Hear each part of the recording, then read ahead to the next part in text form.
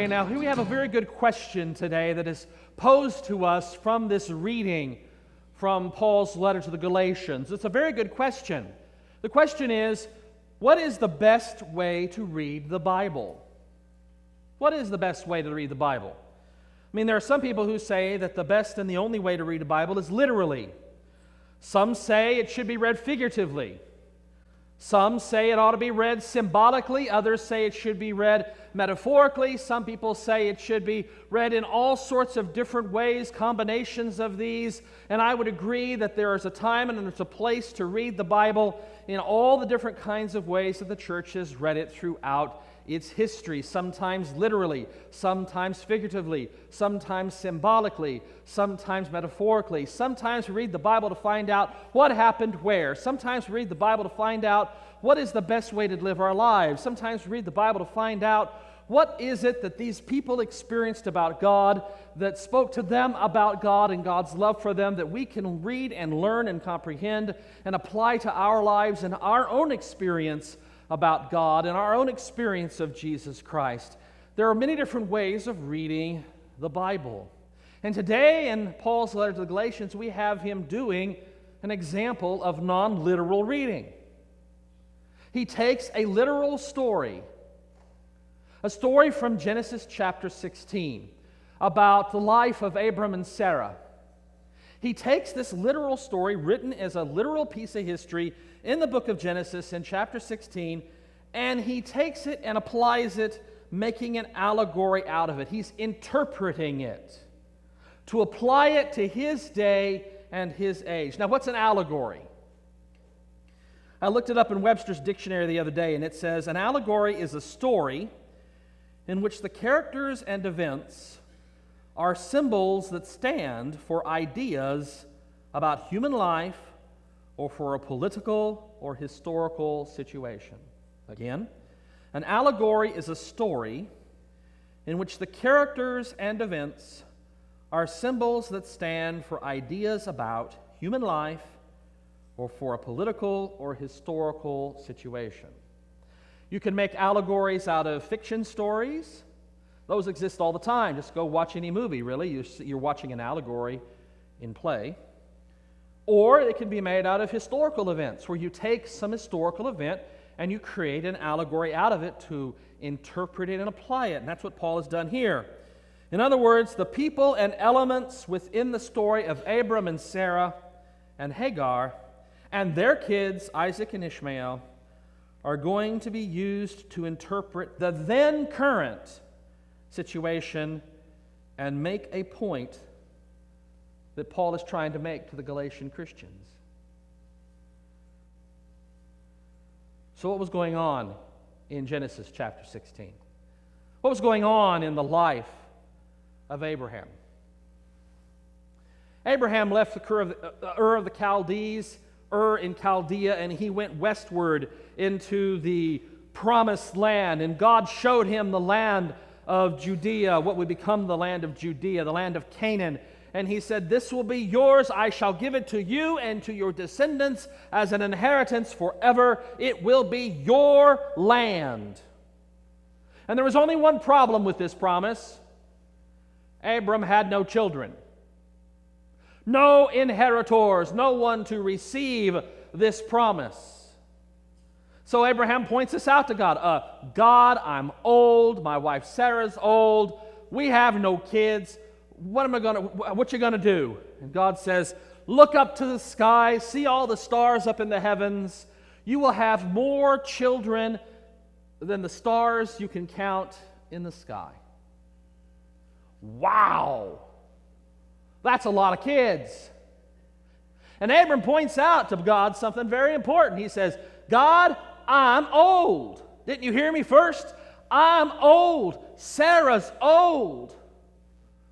I mean, they were older than, well, Gene and Betty Castleberry. Decided not to pick on this Gene over here. They were old. And to make it worse, Sarai had been barren all her life. No children at all. No chance for children at all. They were infertile together. No children, and they're getting old, and there are no kids. And he has this promise. Well, God reiterates the promise several times. You're going to inherit the land and give it to your descendants. Where are no descendants. One day, even, Abram reminds God, my only inheritor will be Eliezer of Damascus, my cousin, 3 times removed. I have no kids. God says, you're going to have kids like the stars up in the heavens and the sands by the seashore. And Abram and Sarah laughed and didn't believe it. Instead of believing it, Sarah and Abram cook up a plot. Well, since Sarah's barren, Sarah has a young handmaid, Hagar. I mean, she's about ready to have kids. She has no husband.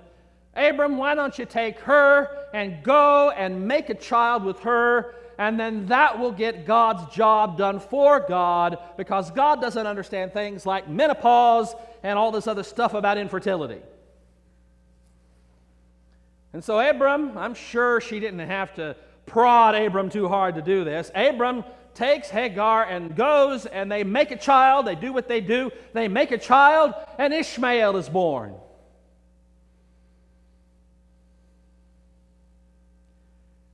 There's only one problem.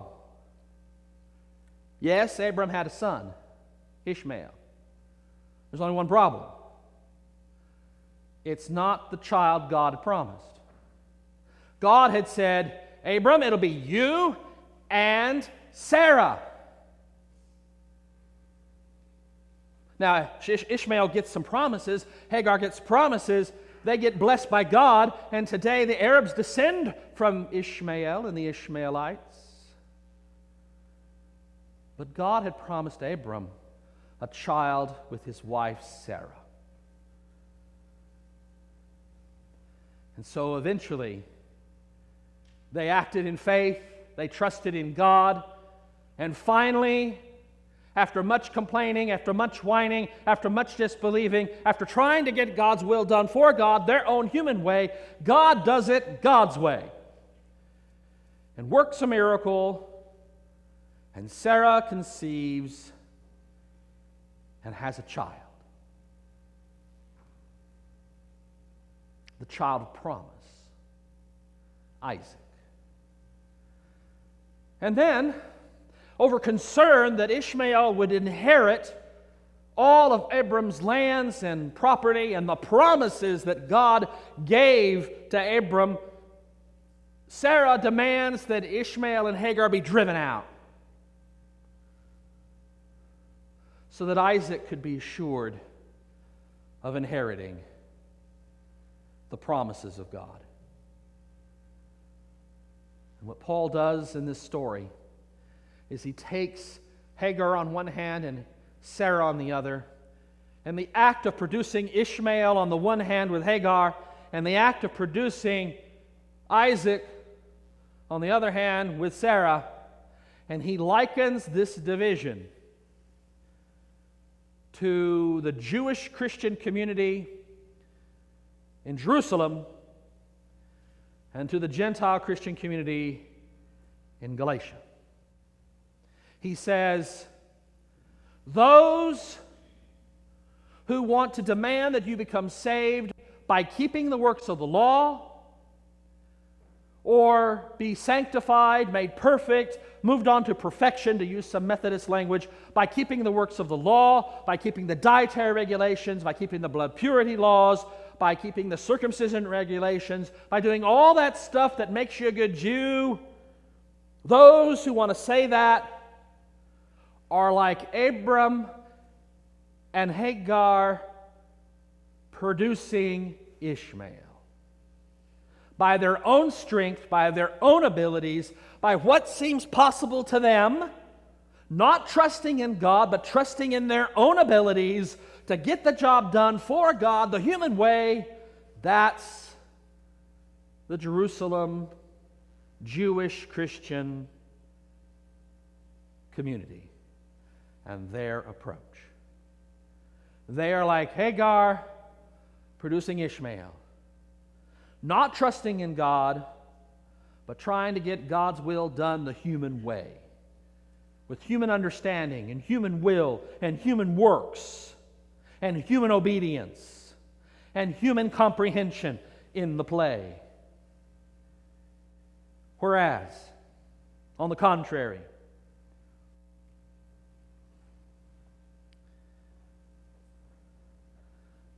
the Gentile Christian community in Galatia, over here, is like Abram and Sarah, trusting in God, exercising faith in God, and Sarah conceiving by a miraculous enablement, conceiving, and the two of them producing Isaac, the child of promise. Paul says, Hagar and Abram are like, Hagar, who is from Mount Sinai, by the way, Hagar and Abram, like the law, trying to get God's will done yourself. Abram and Sarah are faith, accepting and trusting in God, accepting God's will and trusting in God. He's taking this story and making it into an allegory to make a point. And in making the point, he's kind of slapping the face of the Jerusalem Jewish Christian church, the circumcision party, the party of James. He's saying, when you try to save yourself by good works, by the works of the law, by the works of the covenant of Moses, when you try to save yourself by getting circumcised, when you try to save yourself by eating kosher, when you try to save yourself by obeying all the blood purity laws, when you do all that stuff, you're like Abram and Hagar in a tent making Ishmael. But when you trust in God, trust in His promises, exercise faith, and do what God says, trusting in Him that you'll be the father and the mother of children like the stars in the heavens and the sands by the seashore. When you trust in God, God works a miracle of grace. And the child of promise, Isaac, is born. And we, who live by faith and trust in God's grace, are the children of promise. Not the children of servitude, serving the law, but the children of promise, living by grace, trusting in God's love. This is an allegory. This is the allegory that Paul draws here in Galatians. Now, this is an allegory. These two women are two covenants. One woman, in fact, is Hagar from Mount Sinai, bearing children for servitude. Now, Hagar is Mount Sinai in Arabia and corresponds to the present Jerusalem, for she is in slavery with her children. But the other woman corresponds to Jerusalem above. She is free, and she is our mother. That's Sarah, and that's the product, Isaac, the children of promise, whom we are. Now, this is a rather stunning allegory that Paul draws. He does it for a reason. He does it to point out to those Jewish Christians who were demanding that the law be kept, that they are just like Abram and Hagar, producing Ishmael and generating all of the problems that have plagued the Israelites for centuries.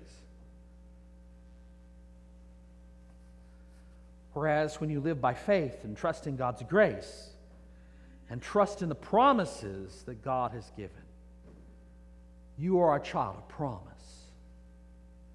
You are a child of Abraham and Sarah, Isaac.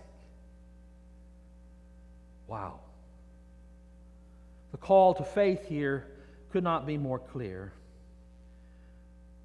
So, my friends, we are children, not of the servant, but of the free woman.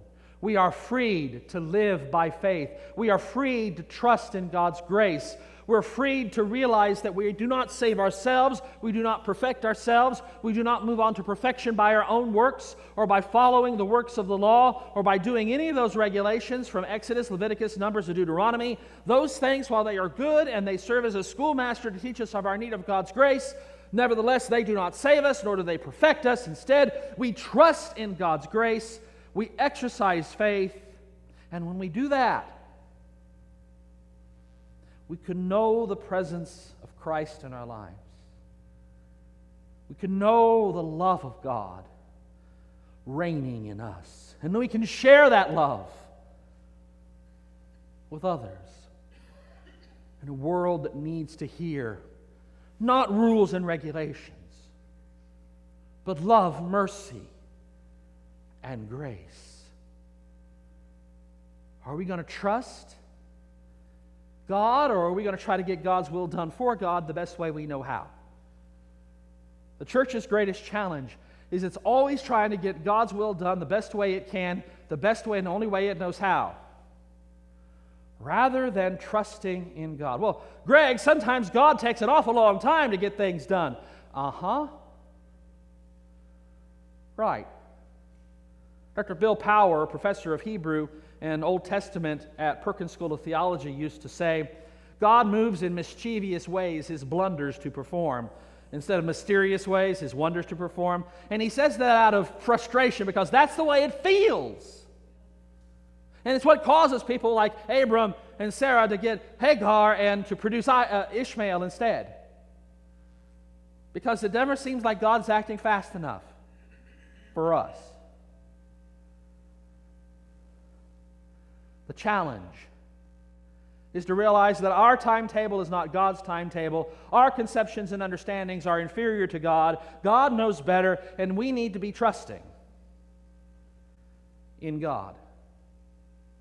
Trusting in His grace. Trusting in His peace. Trusting in His love. That even though that law way looks appealing and will get it done quickly, it only creates a mess. But grace and faith gets it done God's way and produces everlasting life. That's the message of Galatians. It's the gospel of freedom in Christ Jesus. Freedom to live by faith. Freedom to trust in God's grace. Freedom to be a child of God. A child of the Most High. Joint heirs with Christ. It is the freedom to live by faith. Not by works, but by faith. May we, as the people of God here, live by faith. May we, as the people of God here, resist the temptation to try to get it done our way and instead be patient and listen for God's way. In the name of the Father, and of the Son, and of the Holy Spirit. And may the children of God say, in your presence, Lord, let me learn at your feet. I will taste the riches of your word by your grace upon grace. You set me free.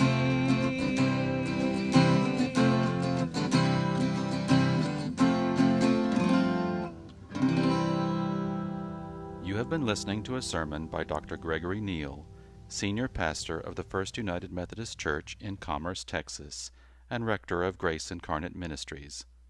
Copyright 2016 by Dr. Gregory S. Neal, all rights reserved.